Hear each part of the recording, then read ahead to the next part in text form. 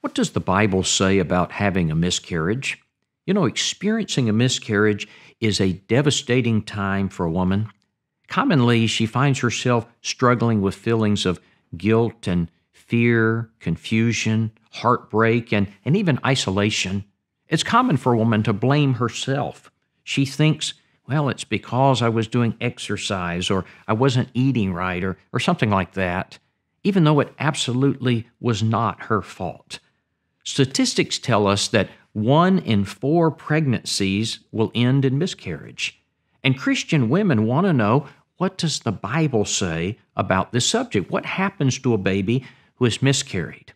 First, we need to understand that Genesis chapter 1 and verse 27 says that mankind has been created in the image of God. What does that mean?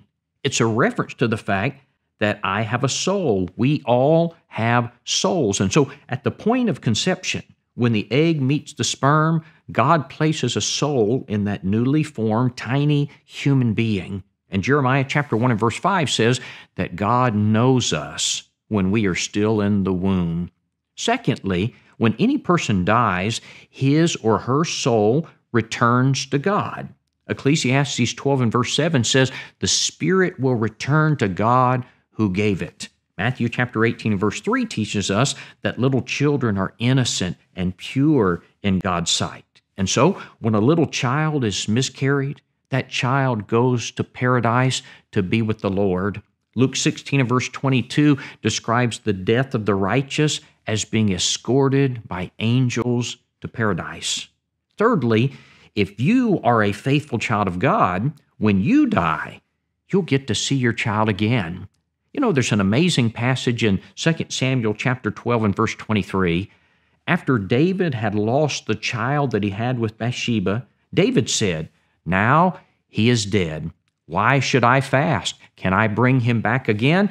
I shall go to him, but he shall not return to me. You see, David was looking forward to a time when he would see his child again, and he noticed and he planned for seeing this child, and he was taking comfort in this fact. Now, somebody asked me a very interesting question recently. I want you to listen carefully to this. The person said, if a woman has lost her mother or her grandmother to death, and then later this woman miscarries a baby, will her mother or her grandmother who's in paradise know that baby when that baby goes to paradise? This is what I know. Friends, the Bible absolutely teaches that we will know one another in the next life. Now, some people say, well, how do you know that? How will we recognize one another? I don't know all the answers to these questions, but I know that David was looking forward to and planning to see and know his baby. And so I would say, yes, that grandmother is going to see that precious little child that belonged to her daughter, and she's going to know that baby. Isn't that a beautiful and a comforting thought?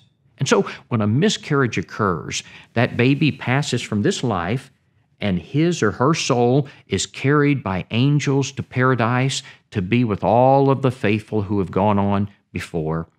We can only imagine these sweet reunions that are going to take place.